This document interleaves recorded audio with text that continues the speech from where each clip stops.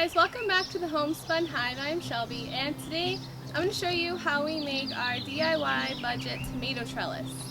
It's really easy, and you can really customize it to fit your spatial needs, or if you have a lot of plants or little plants. For us here in California, in Southern California, the cattle panels are a little bit expensive, and this is pretty cheap to do, but if you're going to use a type of trellis like this for tomatoes, you want to make sure it's pretty sturdy because the tomatoes are really heavy. So I'm going to explain how we do that.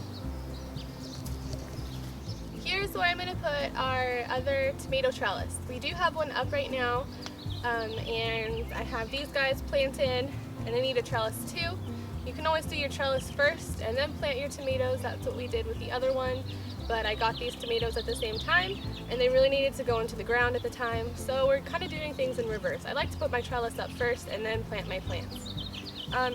We don't use tomato cages for tomatoes because tomatoes are just so prolific. They just get huge and turn into like this massive bush that wants to like grow back into the ground. And the tomato cages are pretty useless, and they're such a pain. I hate trying to get them down into these rows. We have a lot of rocks in our soil, and it's like every time you try to push it down in there, you have to readjust. Once you finally get part of it in, another part hits a rock. It's just a pain. So I really like these trellises because what you end up doing is weaving those tomatoes in through the netting that you make. So that's what I like to do. And along with that, we definitely prune our tomatoes a lot. I like to nip those little suckers that grow in the armpits of your tomatoes and really encourage just like a few main vines to go up the trellis. I want to encourage my tomatoes to grow lots of good quality fruit and not lots of branches. So I feel like the tomato trellis is the best way to go if you're looking to do that. Alright, so to make our tomato trellis, the first thing we're really going to focus on is our galvanized pipes. So we have 3 sections of galvanized pipes right here. These are 10 feet each, and because you want to pound them into the ground, you're going to need a mallet or hammer, or just, I mean, honestly, if you didn't have these, you could use like a big rock or like a piece of wood, right? So you're going to want to pound the side pieces of your trellis down into the ground about 2 feet, right? Because your tomato plants are going to be heavy, and then if you have any kind of breeze, that's going to put stress on it. So we definitely like to make sure that we have them down about 2 feet in the ground. And then you have your piece that's going to come across the top, and this one is 10 feet long. My other one over on the other part of the garden is 7 feet long, but I have quite a few tomatoes that I still need to plant under this trellis, so I'm going to leave it as is, but you can cut it.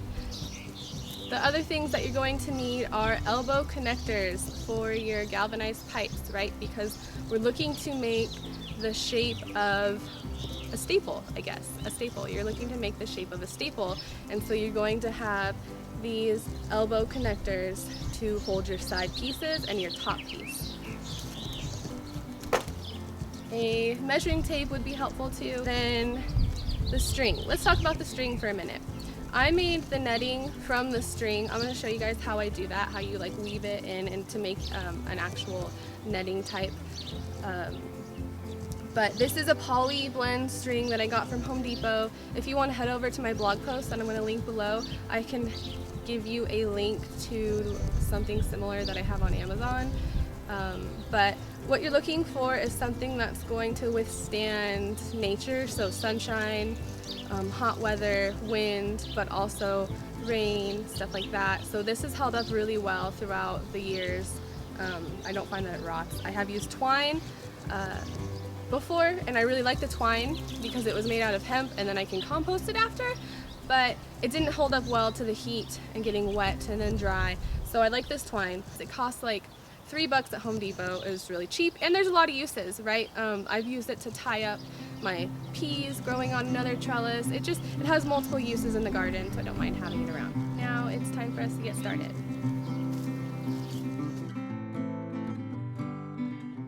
So to find out where I'm going to put my end pieces, I'm going to use my top piece to mark out where the ends are, and then I'll know where to put my pipes in.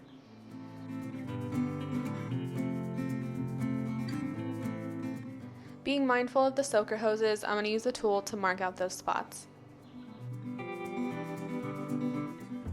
And then I used a mallet to pound those pieces down about 2 feet down. You'll see me measure because I'm checking to see that they are 8 feet above the ground.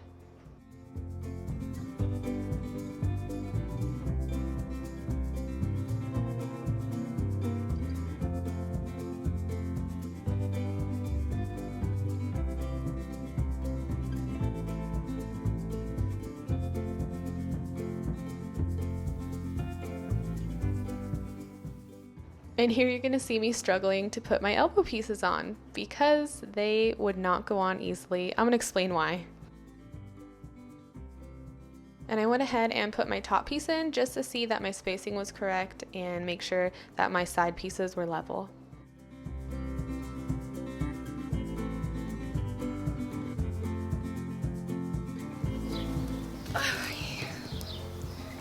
As much as I would love to make this video completely perfect and say that I knew exactly what I was doing the whole time, I have to be transparent here and say that my husband is watching me while I record this. I can't do this with you watching me! Can you go away? I would like to be completely transparent here and say that I messed up very many times. Okay, I should not have used a metal mallet to hammer down the sides, because in doing that I warped the end of the sticks, so I couldn't get the elbows on. So my husband has given me this handy file that I'm going to use to file down those sides so that the elbows will fit on them nicely.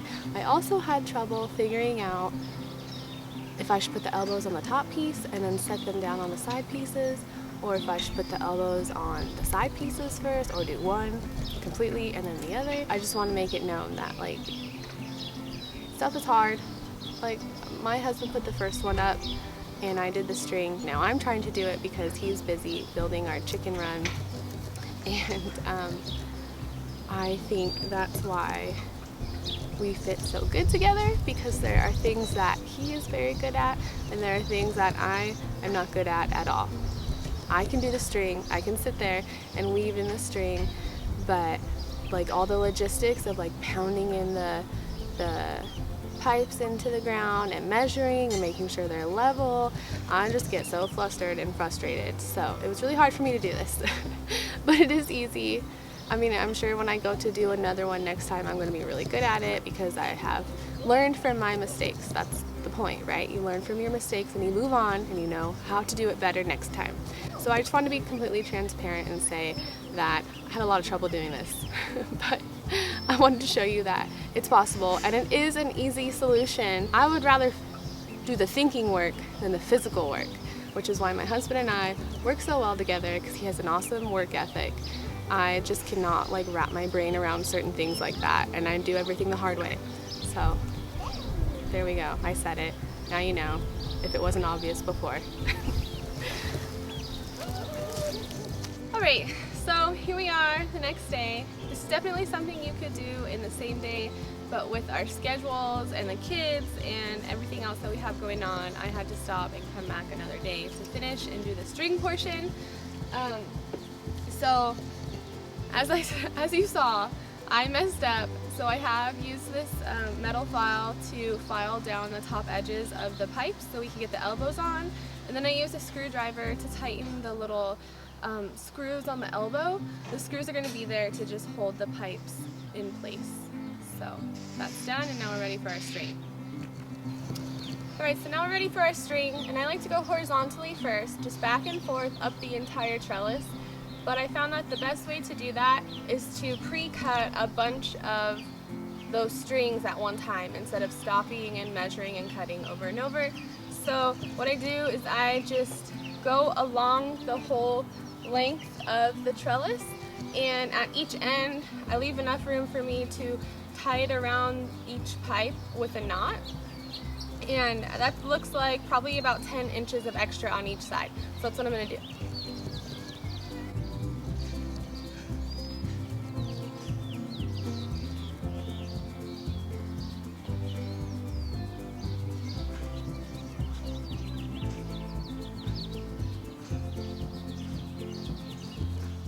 Okay, so now I'm just going to cut the string to give me about 22 pieces of string to go back and forth, because I do space them out, I don't know, like roughly like 4 inches in between each one. So that's what I'm going to do. And then something that I didn't mention was that this trellis seems really tall. And if you haven't trellised tomatoes before, you're probably thinking like that's really big for tomatoes. But indeterminate tomatoes that just keep growing all summer long, they keep putting off tomatoes, will get really, really tall. We had the smaller trellis on the other side of the garden. We had that last year, and we had a cherry tomato and also like another type of like regular big tomato, and they both grew to the top of that trellis easily. And because we're zone 9B, we have a pretty long growing season. So, I mean, they just grew to the top, and that's about 8 feet tall. And they had no problem. So yeah, definitely err on the side of too tall versus too small, which is just another reason why tomato cages just aren't that great, because they're too small. And you don't want to top off your tomato plant because you want it to keep growing. But you do want to prune it, like I was talking about, the little suckers and you know, your lower branches and stuff, but you don't want to top it off. And if you find that you don't cut enough string during this time that you take to pre-cut a bunch, just save the last one and come back and cut some more. But pre-cutting them beforehand definitely takes more time. I mean, less time. Definitely takes less time. What are you doing with those chives?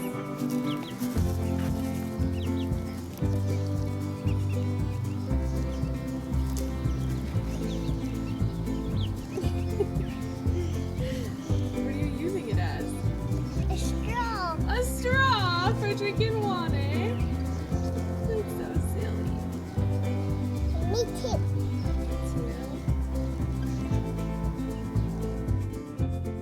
So usually I start about a foot up off the ground and tie my first horizontal string. I can't tell you how to tie any fancy knots. I sometimes loop the pole a couple of times before knotting, but I definitely do a double knot every time. And now I'm just going to go back and forth and tie one side, come back to the other, tie the other, and repeat until I get all the way up to the top. And again, I'm going to give them about 4 inches of space in between.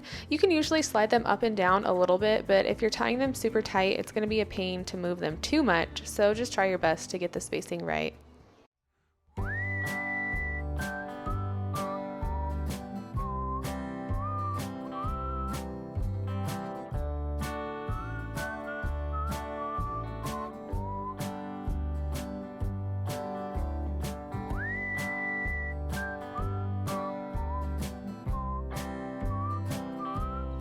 Okay, so now all my horizontal strings are done, and I'm going to work on my vertical strings. The first thing I'm going to do is cut all of the lengths that I need again, just like I did for the horizontal ones. And then I'm going to leave, when I cut them, I'm going to leave about 10 inches extra of space, because they're not just going to come down straight from the top to the bottom. What makes this method work really well is that you're going to weave them through each horizontal string. So I'll show you guys how I do that, but the first thing I'm going to do is pre-cut my string with 10 inches extra and just tie them to the top bar first. I'm going to tie all of my strings to the top bar first before I start any weaving. It just works out better to do that whole entire step first. So that's what I'm going to do.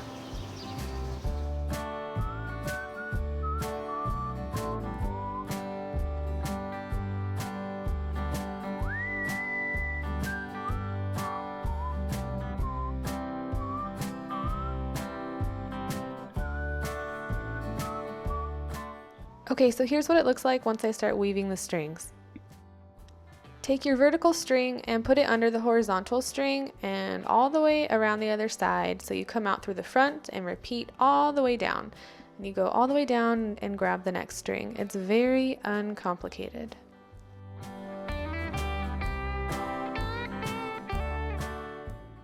And once you get down to the bottom, you're just going to tie a tight knot. You want to keep that vertical string tight the whole way down. Don't like yank on it, but you want to have some good tension and tie a good knot at the bottom.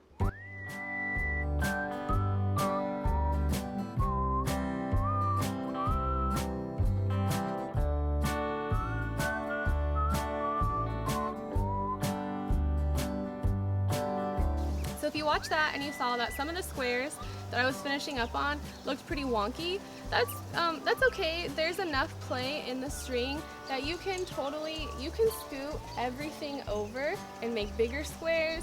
You can make them smaller. You can try your best to get them in a straight line. Because of the way the weave is done, you can change things a little bit. There's enough room for you to do that. So that's what I've done here. And if everything starts to look really super wonky while you're working on it, just wait till you're completely done, and then you can go ahead and come back through and make little adjustments for your liking for the tomatoes. So if you don't have any access to galvanized pipe, you can always use wood like this. These are pieces that Brian ripped from bigger pieces of wood, and then we just pounded them into the ground. You don't have that top bar, so I wouldn't really recommend them for anything super heavy like tomatoes. We have done it for our peas, and this year I'm going to try for the first time using this for our cucumbers. So you'll just have more of a swooped look on top, which isn't like super pretty, but it works, and it's using materials that we had around the yard, and it works for me. So I just wanted to say, if you don't have access to pipes, there's other options, or if you want to use it for like more lightweight veggies, go ahead and give it a try. Alright guys, thanks for hanging out with me while I figured out how to make this DIY budget tomato trellis. If you still need some more information written down, some exact instructions, I'm going to link my blog post down below and you guys can go ahead and visit that. Thanks for journeying with me while I make mistakes and learn from my mistakes. I really feel like that's how you should live life, right? You shouldn't live under so much pressure that you don't do anything because you're not sure how you're going to do it exactly right. You get in there and do it. Make mistakes, learn from your mistakes, and you'll do better next time. So don't forget to hit subscribe and see what I've got coming next.